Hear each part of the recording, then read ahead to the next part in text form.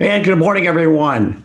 Welcome to our next edition of the Executive Next Practice Forum, Overcoming the Virtual Disconnect, Getting Your Strategy Right for 2021. Welcome, everyone. Welcome our live audience. Welcome our Zoom audience. Welcome our live streamed audience on YouTube and on LinkedIn. Glad to see all of you. And I see we have participants not only on Zoom, but people coming in from global locations, as well as East Coast connections. So welcome everyone this morning. All right, so let's get into this. Jason Duncan, our production manager, I'm just going to have you come on and give us a thumbs up on our audio and visual quality. All right, thank you much. Okay, here we go. Welcome back to many of you. This is the second in a series of many. And again, this has attracted quite a bit of attention. Again, I'm seeing a Zoom audience, but I'm also seeing quite a few people coming in through our YouTube and LinkedIn channels. Thank you for joining us. A little bit about the host organization, Executive Next Practice. This is us. We're based at the University of California, Irvine, Beal Applied Innovation. This is what we looked like in March. We don't look like that now because of social distancing, but we'll soon be back to it. We'll look forward to seeing you then. Our meetings typically are 100 to 1,000 C-level executives who get together to share strategies. So here's what we're all about. Again, many of you know us. We've been around now for 10 plus years. We gather people together to look about specific innovation strategies for growth. We look at new strategic partnerships and alliances. We hear from both startups as well as large companies up to $20 to $80 billion. So it's quite a wide range of organizations that come in and interface with us. We meet key leaders across the Orange County to global innovation ecosystem. So again, in joining us in these events over the coming years, you're again not more likely to see not only a Southern California audience, but also a global audience. And that's kind of a benefit of this virtual environment. When you come in, we look to develop internal innovation assets and external resources, whether you're an investor or whether you're a C-level executive looking to exploit your value proposition. So that's the host organization. Here's our agenda today, and I'm going to get through this fairly quickly. First, why do we want to have a strategy session now in the midst of this? Why is it so critical to have one now? Secondly, what and where do you want to focus on? There's a lot of noise out there. People talking about remote environments, work from home, hybrid environments. I had someone tell me the other day they're going to write a book about remote work. I said, by the time you finish writing that book about remote work, it'll be obsolete because this is changing every single day. We're learning new techniques, new ways of being more effective and collaborative in today's environment. So we're going to talk today about what to focus on, not how necessarily to do it. In other words, what is most important to the organization? And then post-retreat, how do you communicate to your organization? Who are you? The people that are viewing this session today are CEOs, they're business owners, they're key executives from small to large cap companies. You generally have a revenue size, if you're an E&P member or guest, of $5 million in revenue up to $5 billion in revenue, somewhere in that range, and around 20 to 20,000 employees. It's quite a wide range, but also you are in the crosshairs of this highly competitive environment and this fast changing environment.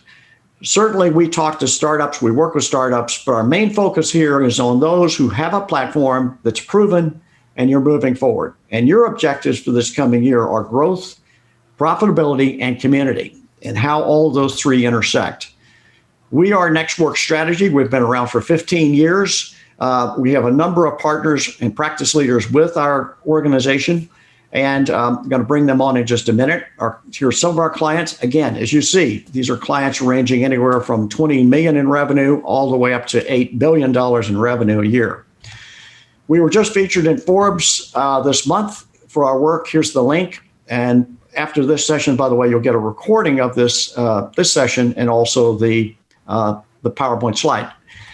Now, it's my distinct pleasure to introduce our three speakers today. And I want to start with Dr. Anita. Dr. Wilson is a great practice leader for us. She heads up our diversity, equity, and inclusion practice, but more importantly than that, works with companies in getting their strategy right. She's developed quite a reputation as being the go-to strategic offsite facilitator at the Los Angeles Air Force Space and and Mission Systems Center. And she works quite a bit with strategic tools, which she's going to get in. I've asked her to get into some of the strategy tools with us today and help us through how we leverage those tools in the actual strategic retreat. Let's move on. Anita, if you would mind bringing up Jason here. Jason, I sure will, Scott, and thank you very much for the introduction. While I'm bringing up Jason, if you could turn on my video. We will bring you on. That'd be great. Thank you. Good morning, everybody. I am so excited to introduce Jason Duncan. I'm sure many of you know him, but in case you don't, let me just tell you a little bit real quickly about Jason. He is the preeminent storyteller. Whether you've got a story to tell as an individual or as a corporation, Jason helps you get your message on point. He makes you very comfortable in front of the camera, and he's just an all-around great person to partner with. So I'm very pleased to be working on this project along with Scott and Jason to give you information that you need to know for 2021. Jason?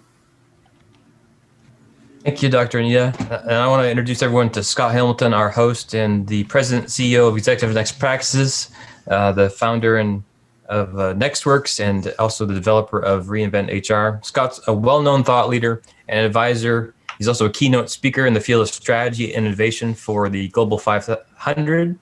He's worked with brands in his professional career such as Nestle, Honeywell, and Golden State Foods. Today, Scott's the leader of NextWorks, and he helps create partners and programs around strategic planning and execution, internal innovation methods, performance management, and helping pioneer the use of collective intelligence alignment.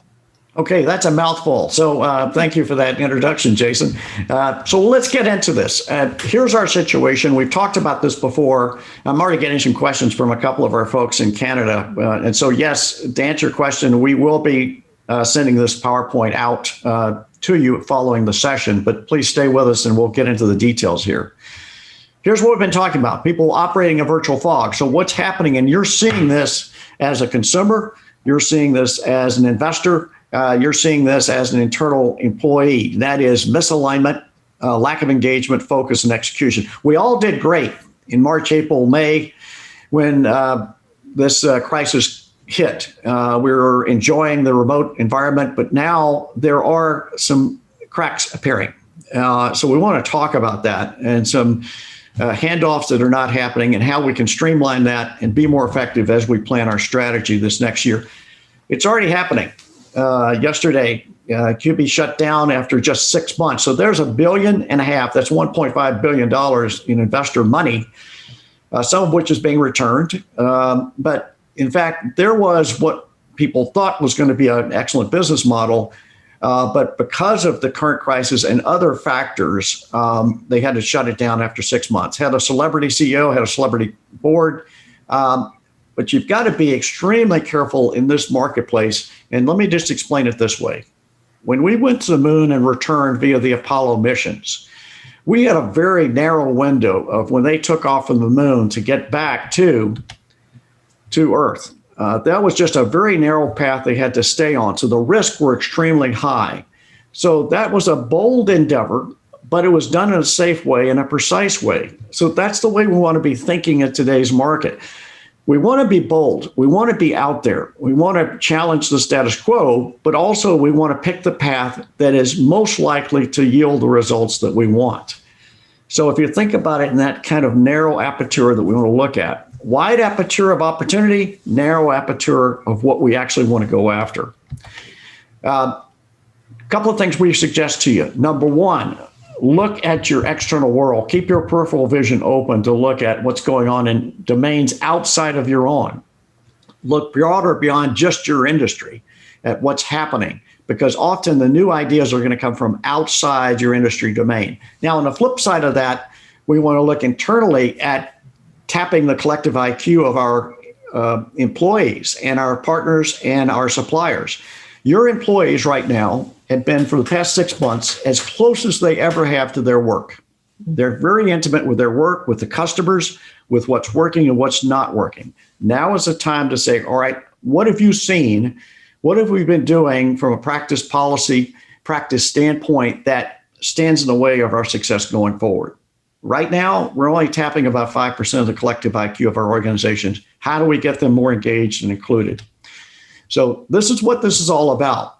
how do we go from that environment where we could have a strategic offsite, get in a room together, pound away at where we should be going? How do we replicate that in a virtual way that's effective, either a virtual or hybrid way? How do we get there? Here's what's not changed. I'm just going to throw these up.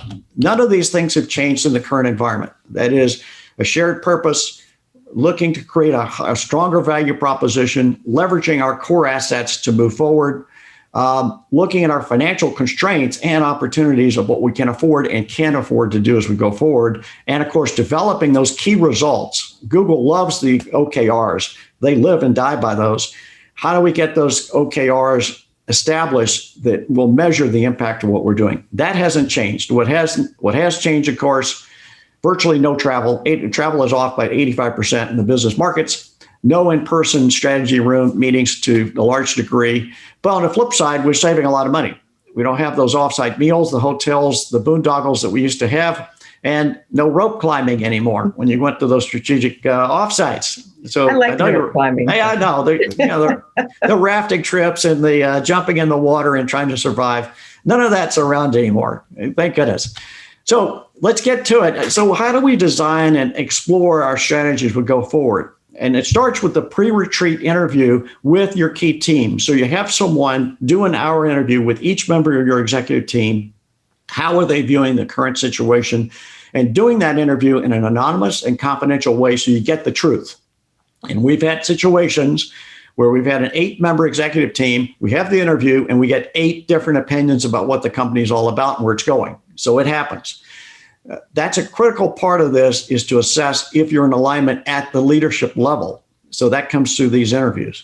So let's jump into some of the other techniques before you even get there. I'm not going to go through this piece, but this is your sample strategy agenda that you put together before you go offsite or through the virtual session. All these are elements you need to be considering as you're developing your virtual agenda. Again, takes careful thought, even more thought than we used to do in the in-person meetings. The tool we still like to use, it's an anchor, it's proven, and that is the business model template. And that's just what it looks like. You've all seen it. It's where you work around the core value proposition. What problem are we solving for the marketplace, and how do we solve it? Everything else hangs on that. So we ask these questions about everywhere from who our key partners are over to who our key market segments are. These are the core questions we want to be asking in a strategy planning session. This provides us an anchor to go forward with and a guide. Now more than ever, we've said this before, you need to be considering the 4 major external influences that are changing from all sides. That is the economic trends, the industry trends, the market trends, customer buying behavior has changed, and the economy, of course, is also changing. Those factors are more intense these days, so we have to consider those realms, and Dr. Anita will get into this in just a minute. Jason, I'd like you to kind of take you through a couple of things we've got to be considering as we go into these strategic planning sessions. And I know noise is one of the barriers we have to overcome. Can you share with us what's going on there?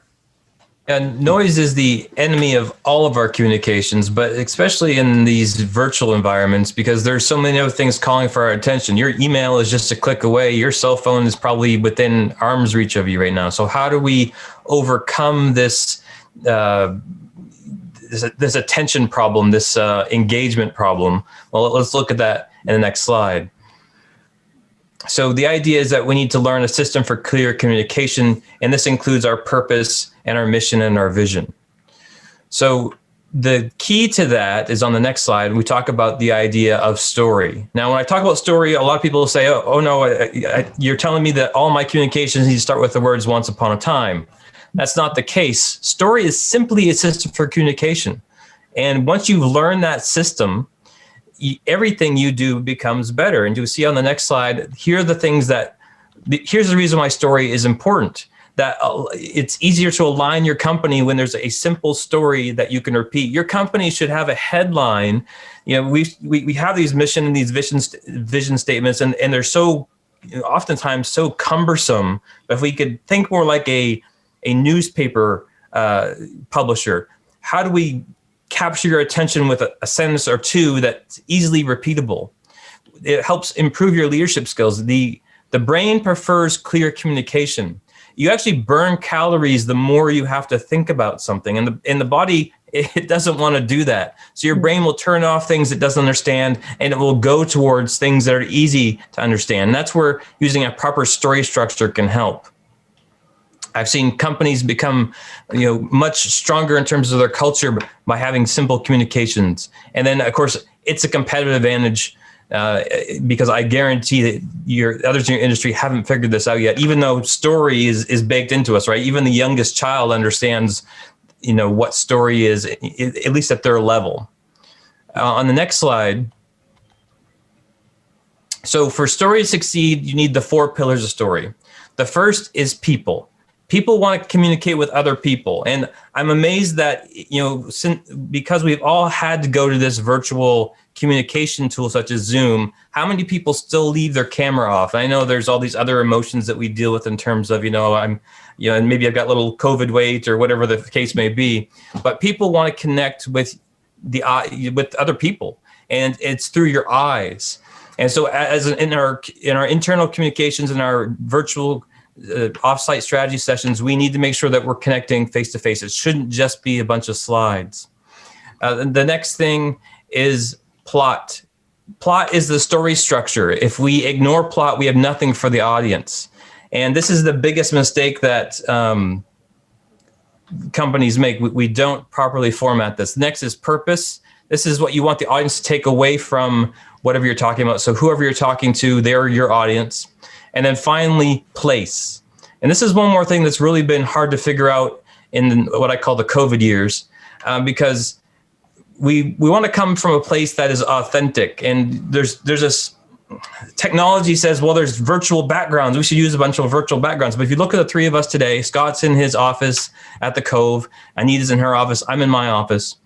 But you can start to get a sense for who we all are by looking around our space, right? When I first started speaking, you looked around my background, you said, okay, we get this guy, and you moved on. It wasn't distracting. But if I had shown you a picture of me at the beach with a palm tree and some coconuts, every time you looked at me, it would throw you off a little bit. So figure out where you can put yourself, your executives, that feels natural. And if you have to use a virtual background, make sure, again, it seems like a place they would really be. And you can also go to unexpected spaces. I mean, think about putting the CEO out on the shop floor to give his talk. I mean, there's all kinds of creative ways, but again, it needs to be authentic, and it needs to not get in the way of the message, the overall story that you're trying to tell. Yeah, that was just to kind of put a point on that, Jason. This element of physicality, you mentioned putting the CEO on the shop floor. I mean, those are very powerful messages. We'll talk about strategy boxes in just a few minutes, but this element of trying to bring physicality into this world is great. And the other thing I just want to mention, Jason's really putting a point on story, is because for each of you, your strategic retreat, your strategic planning is unique to you. All those clients we've been working with, all hundreds of them, none were the same. Everyone is different. You are unique. It's exactly the opposite of what you were taught in B school. Your business model is unique. So all these stories are unique to you, your organization, and where you're going. So I know this ties into scripting, Jason. So tell us a little bit about that. Yeah, the importance of scripting comes down to understanding a story structure. Every good story has some kind of structure. Most movies have a 22-point structure. When it comes to business, there are other more simple structures that we can use in every communication, from email to doing our virtual offsites in terms of our actual speeches. So you'll see on the next slide, the most basic thing I recommend is, at the very least, and this really isn't a story structure, it's more of an advice on how to structure some of the information. But you can start with an illustration. You explain that point you're trying to make, and then you tell them how that applies to their lives. And you can do this at every point you're trying to make, and it really helps bring people along. That illustration is often called a pattern interrupt. And the idea is that, if you're going on and on about something that's very important in the explanation phase, and you apply that, you need to have that moment where there's a little something different, something that's unexpected, to bring them back in case you start to lose them a little bit.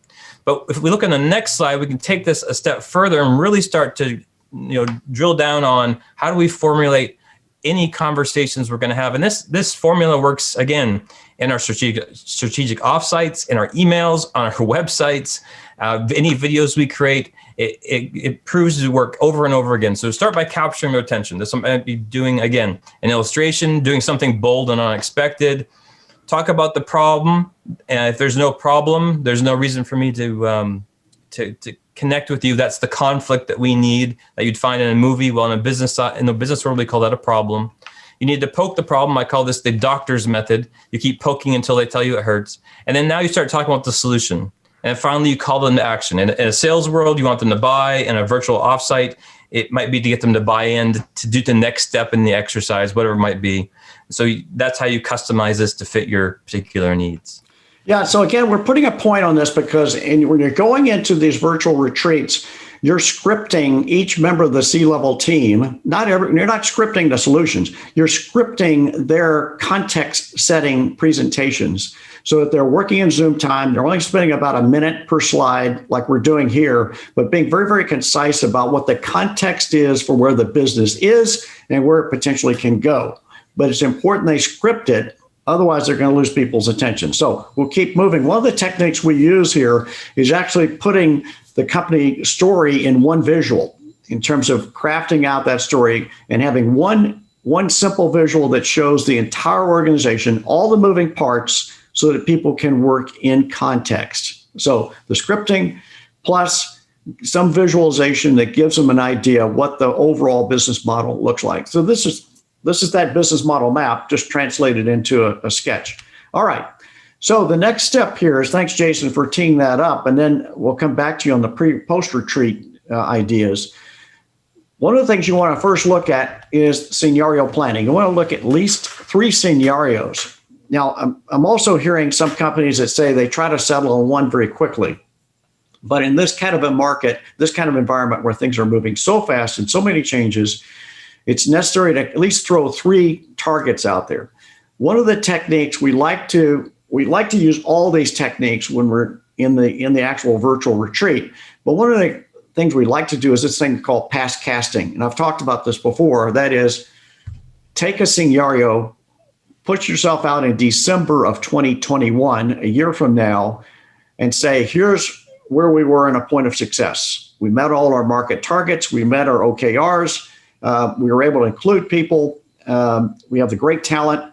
What did it take to get to that situation in December of 2021? And past cast from there about what went right along the way or went wrong.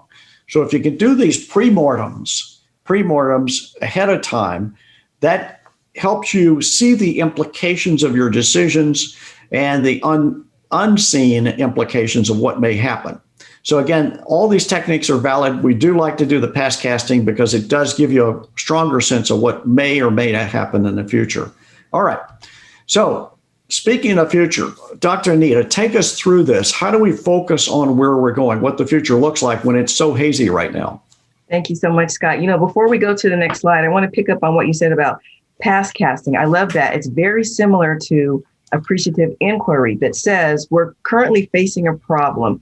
What did we do previously to address a similar problem that we can use in this particular problem? So very similar to past casting, appreciative inquiry says, instead of looking at it as a problem, how is this opportunity similar to something else that we faced before? What can we use that worked there and build on that to get to our solution a lot faster? So I love that past casting really goes nicely with appreciative inquiry. So as we focus on the future, 3 things that I want to bring to your attention: the 3 clarities, 3 tools, and the 3 benefits. Next chart. Mm-hmm. So the 3 clarities, this may seem really basic and really everybody knows that, but after all the years that I've spent as a facilitator, you would be surprised how many times people still fail to get back to the basics of clarity of direction, clarity of structure, and clarity of measurement. So clarity of direction is huge because it says, where are we? Where do we want to go? And how are we going to get there? So it really makes sure that everyone is on the same page. To Scott's point, sometimes you can have a pre-meeting with 8 different executives and you've got 8 different answers. Well, if you start with clarity of direction, however many different perspectives come into the room, you can get them all aligned pretty quickly. And then clarity of structure in terms of good ideas versus ideas that align with the corporate strategy. And that helps eliminate pet projects that people just want to get into. Sounds fantastic, but is it aligned with where we're trying to go as an organization? And then finally, the clarity of measurement. I love this one. It expands the boundaries beyond all or nothing success criteria. And we'll get into that a little bit later. Next chart. So let's look at 3 tools. Now, on the face of it, it looks like we've all done a SWOT analysis. We may be familiar with the AIM SMART. Racy, you may not know so well, but they're all very simple. Here's what I love about simplicity. Even in pro sports, winning performance starts with the fundamentals. My husband is a referee, and he's forever talking about the importance of fundamentals for high performance, high winning teams. So that's where we're going to start. When you think about a SWOT analysis, what I love about this tool is very effective Go tool that provides a simple assessment to help you determine where your opportunities are and where your strengths are. Yes, we can focus on our weaknesses and threats, but how far do you get when you're focusing on your weaknesses and threats? They're good to be aware of, but to go somewhere, you really want to focus on your strengths and your opportunity areas. And when you look at a SWOT analysis, it helps you understand where to focus your efforts and who you already have in terms of subject matter experts. Then the racing matrix, that's actually a very valuable tool that helps remind you who needs to be part of the discussion. So the R stands for who's the responsible person to make things happen. The A is who's accountable if things don't go well. The C is who needs to be consulted. And the I is who needs to be informed. In other words, just because someone is not actually physically involved in the solution, that doesn't mean that they shouldn't be consulted. That doesn't mean that they shouldn't be informed. And so this particular matrix helps you identify who's in what role so that as you're moving forward, the people who need to be involved in the decision-making in whatever roles and responsibilities are assigned, they know where they stand. And then finally, AIM SMART goals. This allows you to have 3 levels of success.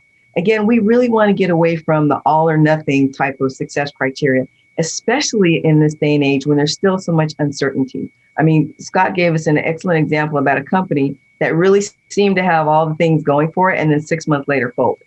Well, if we allow people the AIM SMART, which is the acceptable, the ideal, and the middle ground of success, then it gives folks somewhere to shoot. So let me give you a really quick example before we go on. The example that I like to use is, we've all heard the phrase, if you shoot for the moon and land among the stars, you're still on high ground. So the aim or the acceptable is being among the Black atmosphere. That's your bare minimum. The ideal, of course, is shooting and reaching and landing on the moon. And then your middle is shooting for the stars. So you've got 3 different ways to be successful. But for sure, you know that as long as we're out of the blue atmosphere and into the black, that's our minimum point of success. Next chart. So very quickly, let's talk about the 3 benefits of going with these simple tools. Again, Scott opened with the fact that we are now in a virtual environment. And one of our biggest challenges could very well be, how do we increase the engagement of our folks? To Scott's point, it's about virtual engagement and people and making sure that people are feeling connected. So let's look at this issue. What is the best approach to increase virtual engagement? Right off the bat, we might assume that we need more robust online tools, a more robust system that's like a Zoom or like a Google. Not necessarily. Your challenge might be, are we actually targeting our messages to reach the people where they are, when they are, to make sure that they're online and can increase engagement? So to both Scott and Jason's point, because we're no longer in an office environment, people are zoomed out, they're tired, and they might just not be connected to what's going on. Whereas if you're in an office, and there's a meeting, Jason can come along and grab me and say, hey, Anita, remember, we've got this meeting to get to. Virtually, all bets are off. And everyone is doing their best to focus on work. Maybe they've got kids in the house, the dog, whatever. And so it might just be a matter of how are we framing and targeting and positioning our message to reach the people, to remind them where we need them to be. So you conduct that SWOT analysis to identify your internal resources and your subject matter experts. Now you want to focus on that structure and draft your racing matrix. So Do we really need to make sure that our folks are strong in marketing and communications? Or do we have an internal marketing communications team that we can reach out to? And maybe they're not necessarily involved in a project, but at least we consult with them, or maybe we keep them informed. And then finally, you have your measures. Well, have we increased our viewership and our engagement by 75%, 50%, or 25%? Next chart. So to conclude, when you think about the three clarities, where you're going, where you're trying to go, and where you're starting from, when you think about your structure in terms of who needs to be involved, and when you think about your measurements in terms of, are we giving all or nothing success criteria, or are we giving people different levels to succeed? Then that goes to your SWOT analysis, your rates matrix, your AIM SMART goals. And finally, the benefits of these simple but powerful tools are you build people's confidence. You've got continuity as far as projects that you're going after that are also supporting the corporate strategic plan. And then communication. Communication is huge. We know that. But even in today's virtual environment, we need to focus on communication. That's excellent, Dr. Nita. Thank you. Again, those tools are really the critical part of getting you started in this strategic planning session. And then one of the tools that we've been using effectively in conjunction with that is then you go through what Dr. Anita just mentioned, then you go through what we call the blue ocean development exercise. And this is the most powerful way you can get to the essence of where you want to go. So what the blue ocean says is that in essence, we want to brainstorm with our team after they've done the context of where we're going, the context of where we're at and where we're going, then start to brainstorm some possible avenues. In the previous life, again, I keep showing this picture of how it looked in an actual working session where a team came up with over 200 ideas in 45 minutes. We can't do that in person now. So now we've got to leverage programs like Miro, which is an online system where we can brainstorm together online, real time, but it's still just as effective. So leveraging these tools, we can still ideate and include everybody on the team in where we're going next. The ideation exercise is this, and you've seen this before, but I want to reiterate it because we haven't found anything that's even any better than this in terms of getting to the essence of where organizations should go. The four main questions: what can you eliminate? What can you create? What kind of strategies does that portend? And then how does it fit with our culture? How does culture support it? How does culture drive the success of our organization? The first one is the only one I'm going to talk about, and that is eliminate the big question: what can we stop doing? And right now, as I mentioned, your employees are day-to-day working with those systems and processes which might have worked okay in an in-person environment, but now they're even worse in a virtual environment. So I'll give you an example. We were working with a company recently where they had an internal purchasing system. If you bought a laptop, it went through 8 handoffs, 8 separate decision makers in a virtual environment that was taking months. It might have taken a week or so, even in an in-person environment. So with that, they stripped out all the decision making, got it down to just 2 quick decisions if it was approved and in budget, and moved forward. Those are the kind of frustrations you want to take off of people's plate right now. Again, there's nobody to better ask than the people that are in the seats. They're having to deal with these legacy processes and practices that you've had for years, and ask them, what can you stop doing? Very powerful, very freeing, and that will free the way for you to move forward. So that's normally where we start. So the 4 questions, beginning with what we eliminate. Now, from that, we're wrapped at a strategic session. We've come up with the ideas. We've identified our strategic initiatives and goals. Now we want to do the post-retreat evaluation and wrap that up into a virtual roadshow that we can take to the marketplace and take to our employees. So typically, that's where the CEO, the executive team, is getting on camera or other ways of reaching people virtually to summarize where the company is going. So Jason, kind of take us through a little bit about this, about the important post-retreat roadshow. Yeah, the most important piece for that roadshow, especially now, is video. And it's hearing from, you'll see this next slide, it's hearing from everyone. So from the CEO to all the decision makers within your process, to the employees and HR. we need to hear from these voices to know that we've got buy-in to help move everyone else through the process. And video is the best way to do that. Again, it needs to be properly formatted, scripted, but this will help everything move to the next stage. Yeah, Jason, I'm going to reiterate that this is actually, we're kind of giving it away here. There's Altura, their CEO, and some of their key executive team members. And then you go into some associates from different organizations talking about what strategy means to them, how they intend to enact it. Extremely powerful. So you're getting a cross section of not only what the C-suite is saying about where we're going, but also you're hearing from different levels of the organization. Amazon is famous for this. Amazon has got their organization. They went from 30 layers to 7 key leadership layers and 4 operational layers. And they do this same kind of communications where they're communicating across the entire organization, across silos and across levels. So again, this is very powerful in terms of communicating where you're going strategically, not only internally, but to your marketplace as well.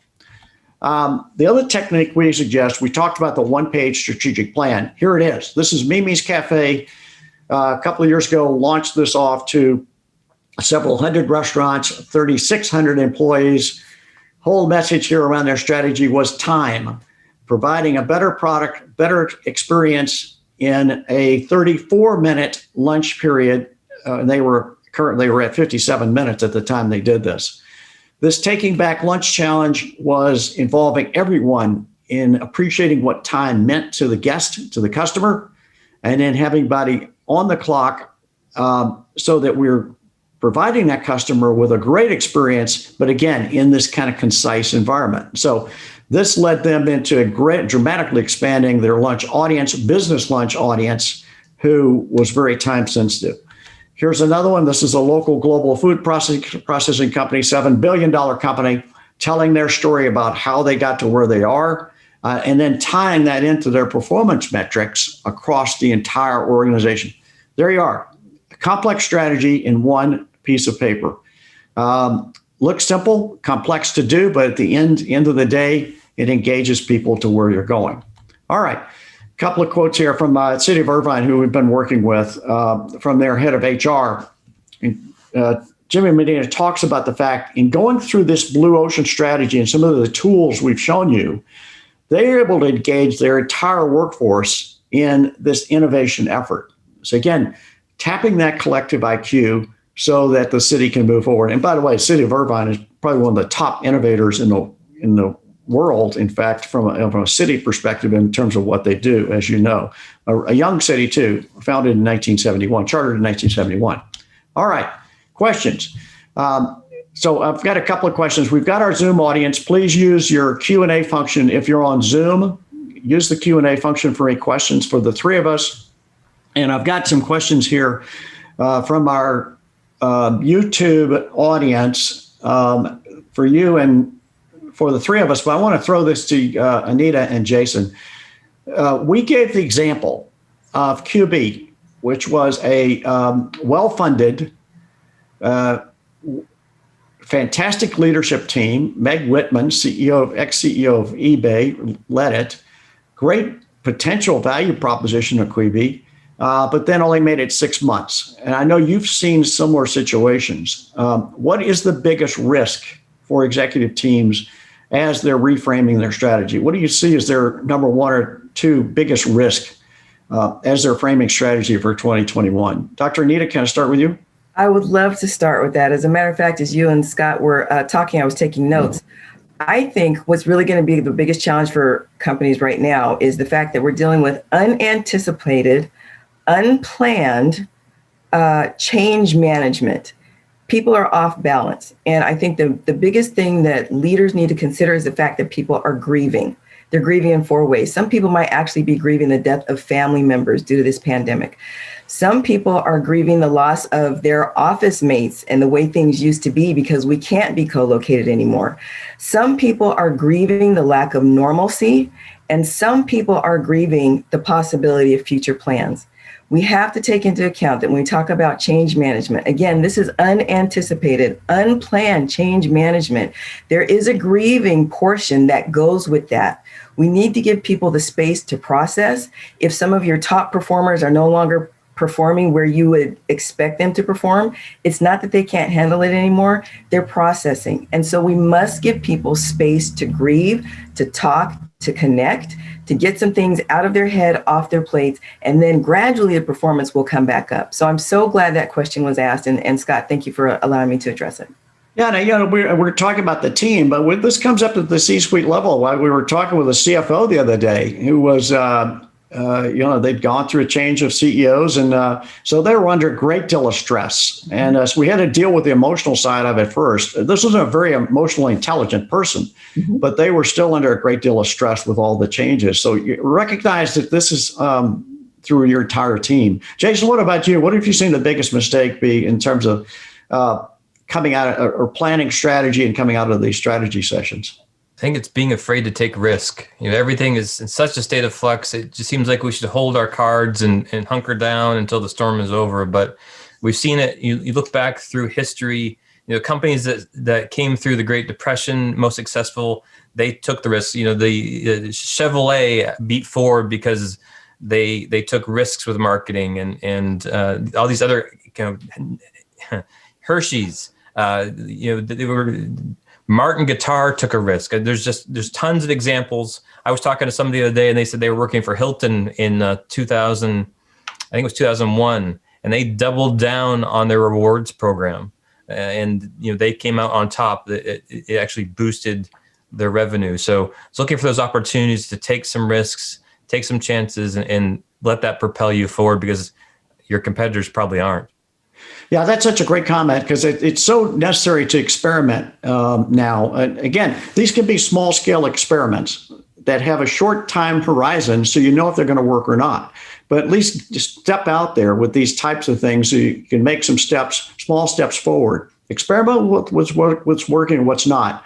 Put a small amount of money against it so you're not exposing the entire organization. But this experimentation is incredibly critical. Another question coming in, this is from LinkedIn. The question is, they're not a CEO, so they don't determine the strategy sessions. They're not the owner. This is someone that's in HR. I'm not the owner of strategy. How do I influence my CEO and executive team to get our strategy session pulled together for this year? Comments there, suggestions? How do you manage up, in other words? Yeah, that's a good question. And how you manage up is know the value that you bring to the table. So especially in HR, sometimes HR is considered not necessarily a strategic function of the company, and that is absolutely not true. Organizations are made up of people, and people have different backgrounds. They have different thought processes. They have different approaches. So absolutely, you need to make sure that you're clear on the value you bring and the voice that you want to share at the table. Yeah, that's so true. Again, kind of stepping aside, we've worked with a lot of clients. We had a client a couple of years ago who does their annual strategic planning session in Cabo San Lucas. That's an investment of a minimum of $700,000 with their executive team. Now they're switching into virtual types of engagements. We're looking to get the same high quality value out of the virtual session as if we had gone to Cabo San Lucas with all the kind of nice perks that go along with that, but replicating that in terms of the quality of the output, but also the quality of the team building. So again, that's another facet to this. Jason, your comments here about techniques you've seen for kind of this managing up or influencing these kind of things to happen? Yeah, if you've got a friend whose company has successfully done this, using case studies is a good way to get that to move next level. Sometimes it's planting small seeds along the way. And then sometimes it's realizing that this just isn't going to happen, and you've got to be okay with that, because you can only do so much to push things up the chain. Yeah, I agree. So there are two other things we want to talk about, just a couple of techniques.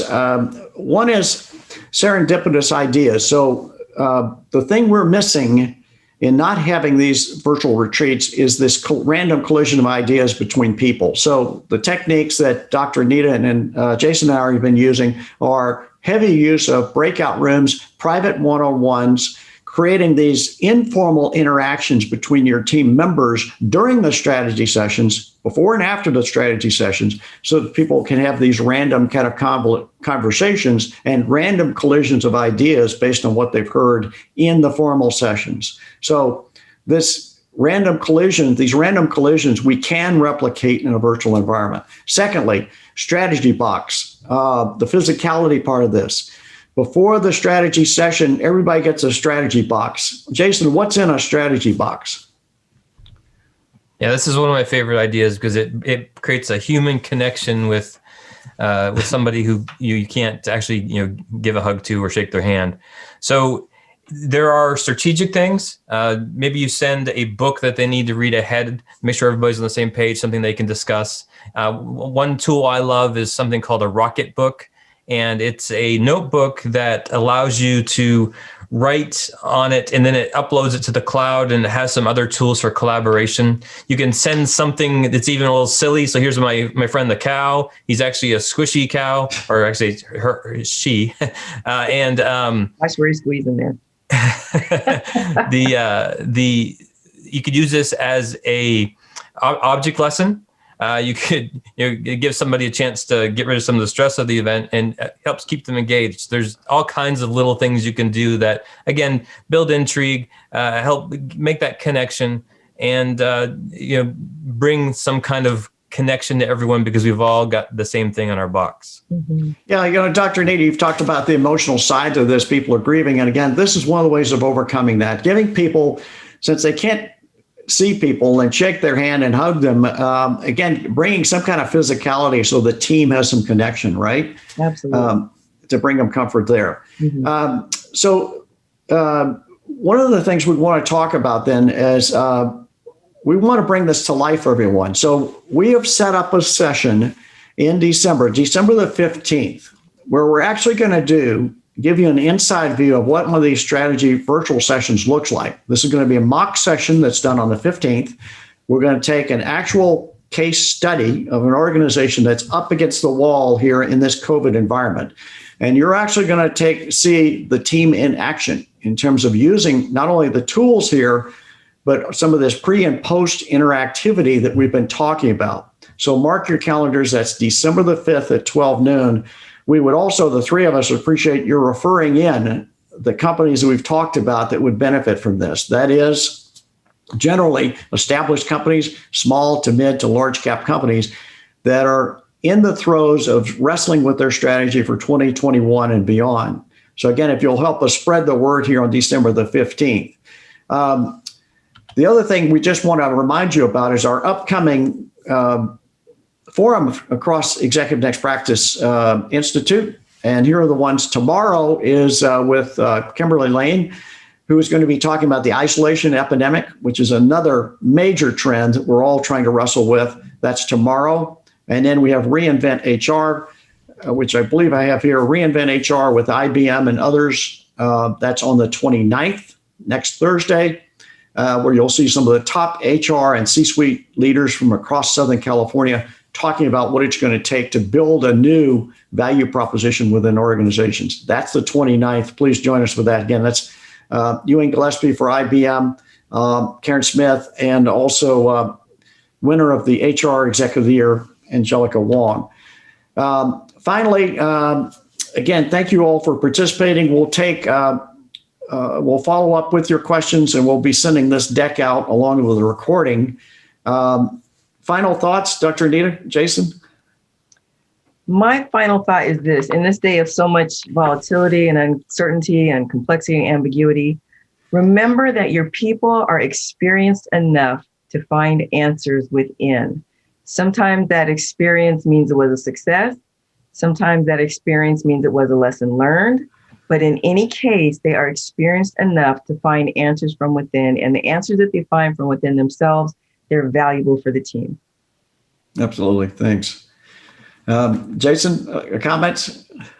My recommendation is to make sure that everything you're doing, you're maximizing the humanness of it.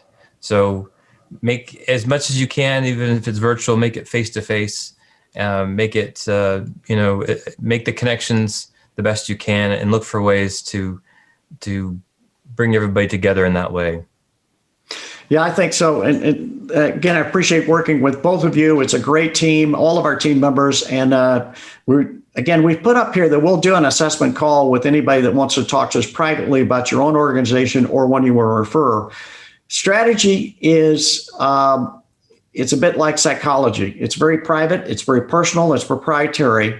So we have to keep some of these sessions somewhat generic, as you can appreciate, because your strategy is unique to you. Again, many times it's confidential, so we can have a private conversation about what your particular needs are, and we look forward to doing that. Again, we appreciate referrals in for those that need that. Again, we will see you all at one of our E&P sessions like tomorrow or next week, and certainly see you all at our mock strategy session, which is December 15th. Dr. Anita, Jason, as always, terrific working with you. And we'll see you in the coming weeks. Thanks again for your time. Thanks, everybody.